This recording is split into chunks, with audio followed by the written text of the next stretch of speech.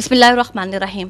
Colonel Sharaj किसी तारुफ़ के मोहताज नहीं, बहुत ज़्यादा जो है वो आप लोगों ने देखा होगा अक्सर सोशल मीडिया पे और टीवी चैनल्स पे हमेशा कश्मीर इशू पे और पाकिस्तान के इश्यूज़ पे बात करते हैं। कर्नल शराज साहब, आपका बहुत शुक्रिया कि आज आप से मेरी मुलाकात हुई। तो सर, मैं आपसे सबसे पहला जो सवाल पूछना चाहती हूँ वो आप जैसे जानते हैं कि 1932 से लेके आज 2020 है, तो एक इलाक़े पाकिस्तान की बात करने वाली एक ऐसी नुमाइंदा जमात जिसको मुस्लिम कॉन्फ्रेंस कहते हैं, और उसी तरह एक और जमात जो 1977 में लंदन में बनी और आज 2020 है, जो ख़ुद मुख्तारी की बात करते हैं। ये दो ऐसी जमातें हैं, एक इलाक़े पाकिस्तान की, एक ख़ुद मुख्तारी की।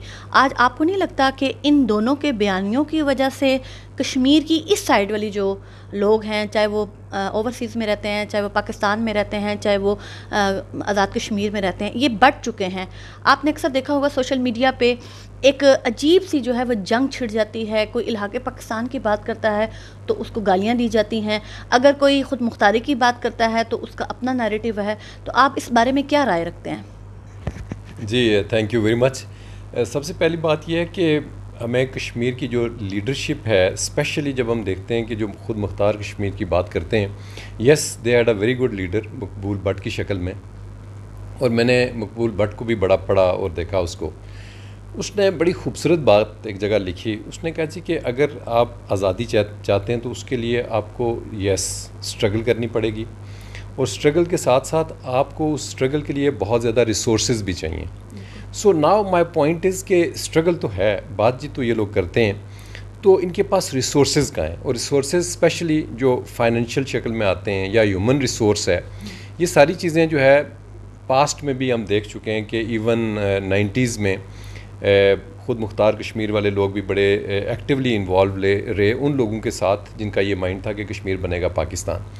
इनमें अच्छी बात दोनों में ये है कि जब इंडिया की बात आती है तो दे आर वन, कि जो बात करते हैं कि जी पाकिस्तान कश्मीर बनेगा पाकिस्तान या ख़ुद मुख्तार कश्मीर की, तो ये हमारी आपस की एक सोच है, एक हम राय रखते हैं, और ये राय रखना कोई गलत बात नहीं है, ये ज़रूरी है, रखनी चाहिए।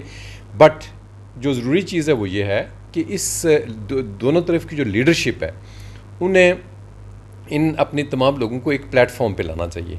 उस प्लेटफॉर्म पर लाने के बाद हमें इंडिया के अगेंस्ट स्ट्रगल करनी चाहिए।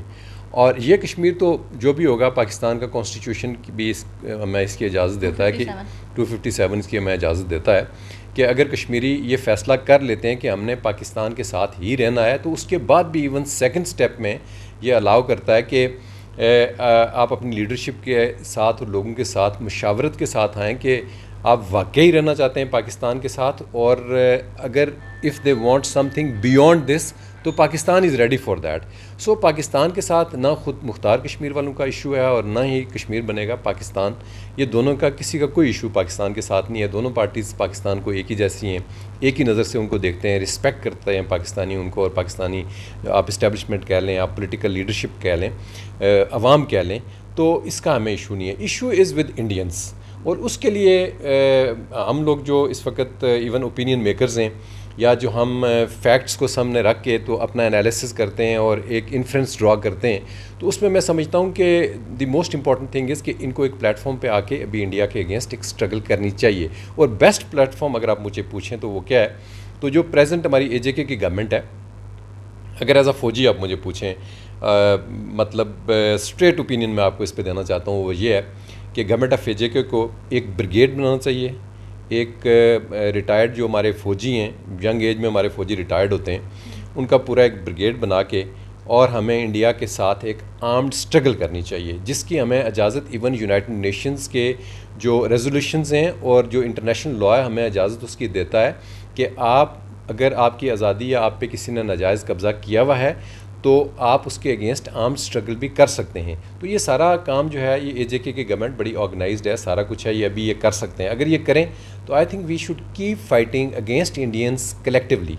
ठीक है, कोई ख़ुद मुख्तार है या कोई मुस्लिम कॉन्फ्रेंस का, मतलब शुरू से इस तरह आपने एक जिक्र किया, तो पहले हमारी टॉप प्रायोरिटी है कि हम सबको इकट्ठे के उनके ख़िलाफ़ लड़ें, उसके बाद हम देखेंगे कि हमने ख़ुद मुख्तार होना है या हमने पाकिस्तान के साथ आना है। बिल्कुल, मैं इस बात पे ये कहना चाहती हूँ कि हिंदुस्तान जब फायरिंग करता है बॉर्डर्स के ऊपर, चाहे वो समानी सेक्टर है, चाहे वो लिपा सेक्टर है, आप देखें कि उस साइड पे भी हमारे कश्मीरी शहीद हो रहे हैं, नौजवान, और इस तरफ भी जो है हमारे कश्मीरी नौजवान जो है वो शहीद होते हैं। तो नुकसान जो है वो सिर्फ कश्मीरियों का है, और कश्मीरी जो है वो पाकिस्तान के साथ उसी तरह हैं, वही अहमियत रखते हैं जैसे वो पाकिस्तान के लोग अहमियत रखते हैं। ये समझने की ज़रूरत है कि पाकिस्तान ने कश्मीरियों को हमेशा एक प्रायोरिटी दी है। तो मेरा ख़्याल से ये जैसे अभी कर्नल साहब ने कहा कि हम सब जो हैं, हमें मिल के जो है वो हिंदुस्तान का जो असल चेहरा है ना, वो दुनिया को दिखाने की ज़रूरत है, ना कि हम लोग आपस में इख्तलाफात पैदा करें। और सोशल मीडिया पे जो हम लोग एक जंग का मैदान हमने लगाया होता है, तो इसको ख़त्म करने की ज़रूरत है। हमारा काम बनता है कि हम खुद मुख्तारी उल हक़ पाकिस्तान को एक साइड पे रखें। सबसे पहली जो हमारी फ़र्स्ट प्रायोरिटी है वो ये है कि मकबूजा कश्मीर में हमारी माएँ बहनें बेटियाँ, उनकी इज़्ज़त असमत दरी की जा रही है। हमारे नौजवान वहाँ पे पढ़े लिखे जो हैं वो शहीद हो रहे हैं। कर्नल साहब, आपसे एक और सवाल कि आप क्या समझते हैं, आप फ़ौज से भी आपका ताल्लुक़ है, आप माशाल्लाह से वकालत भी आपने पढ़ी हुई है, और किस तरह से आप देखते हैं कि कश्मीर का जो मसला है वो किस तरीके से हल होना चाहिए, और कैसे आने वाले वक्त में आप देखते हैं कि कश्मीर कैसे आज़ाद होगा?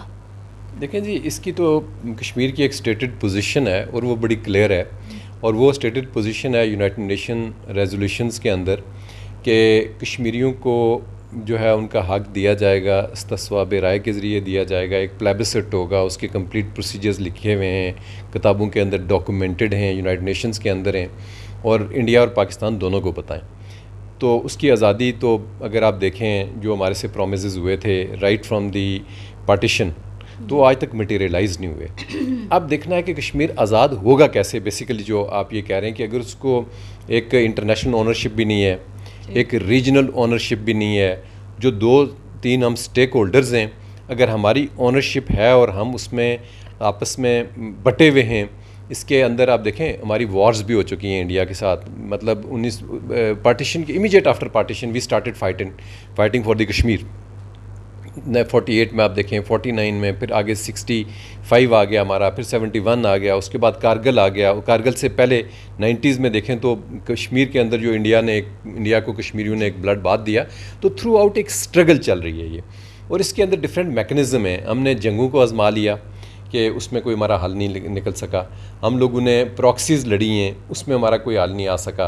हम लोगों ने एक जगह इंडिया को ब्लॉक करने की कोशिश की कि मे बी वो नेगोशिएटिंग टेबल पे आए, जो हमने कारगिल में किया। तो अनफॉर्चुनेटली जितने भी आज तक हो सकते हैं आज़ादी के लिए हरबे आजमाना या उसके लिए ट्राई करना मुख्तलिफ ऑप्शंस को, तो वो हमने की, और किसी में अभी तक हम सक्सेसफुल नहीं हुए। On the face of it we must accept it. अब बातें हैं कि फ़्यूचर में हम क्या देख रहे हैं। फ्यूचर में यह है कि इस वक्त दुनिया डिफरेंट ब्लॉक्स के अंदर बढ़ चुकी है, और अभी चाइना भी एक उभरती हुई पावर है। रशिया जो है वो बिल्कुल ही बैकग्राउंड में चला गया है, एज़ यू नो। और अमेरिकन्स जो हैं उनका भी एक ब्लॉक है, और बड़ा स्ट्रॉन्ग ब्लॉक वर्ल्ड के अंदर उनका चल रहा है, और चाइनीज़ का भी अपना एक ब्लॉक है। लेकिन इन दोनों की थिंकिंग में बड़ा फ़र्क है। अगर अमेरिकन्स को आप देखें तो स्ट्रेट अवे अमेरिकन्स जो है वो कन्फ्रंट्रेशन पे आते हैं, वो रिजीम चेंज के ऊपर आते हैं, वो लड़ाई झगड़े की बात करते हैं, जंग व जदल की बात करते हैं, कत्ल व गारत की बात करते हैं। उनका ये एक टूल है, या उनके पास एक हथियार जो है ना, ये इस किस्म का है। अगर आप चाइनीज़ की बात करते हैं तो Chinese straight way progress prosperity की बात करते हैं। चाइनीज़ कहते हैं जी कि आप आएँ, हम आपकी इकॉनमी को बूस्ट करेंगे, आप हमारी इकॉनमी को बूस्ट करें। उनका टोटली आप समझें कि 180 डिग्री एक डिफरेंट स्टांस है और एक स्टाइल है। अब इन दोनों के स्टाइल और स्टांस को देखते हुए कश्मीर को अगर आप बीच में डालें तो इस वक्त जो कुछ लद्दाख में हो रहा है, it is only because of Kashmir. उधर अमेरिकन अपना ज़ोर लगा रहे हैं, दे आर असिस्टिंग इंडिया, और वो एक्सपेक्ट कर रहे थे इंडियंस के कि ये हमें वही डिविडेंड देंगे जो कि पाकिस्तान ने अमेरिकन को दिया था अगेंस्ट रशियंस। बट अमेरिकन्स को अभी रियलाइज़ हो गया है कि जिन हॉर्सेस के ऊपर वो बैट कर रहे हैं वो उस काबिल नहीं है। इसीलिए आपने देखा होगा कि right in the middle of the war, जब वॉर या इनकी जो आपस में एक कन्फ्रंट्रेशन हो रही थी, वहाँ पे फेस ऑफ था इंडियंस और चाइनीज़ का, तो अमेरिकन्स ने स्ट्रेट अवे कहा जी कि हम आपकी सालसी कर सकते हैं, we can not help you any more.